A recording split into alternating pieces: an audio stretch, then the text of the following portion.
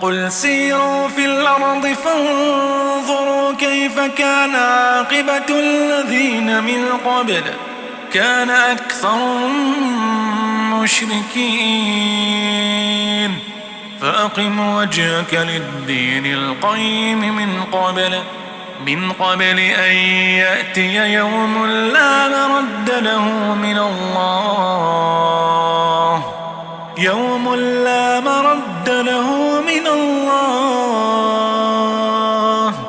يومئذ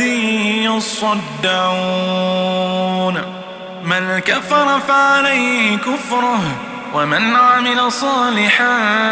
فلأنفسهم يمهدون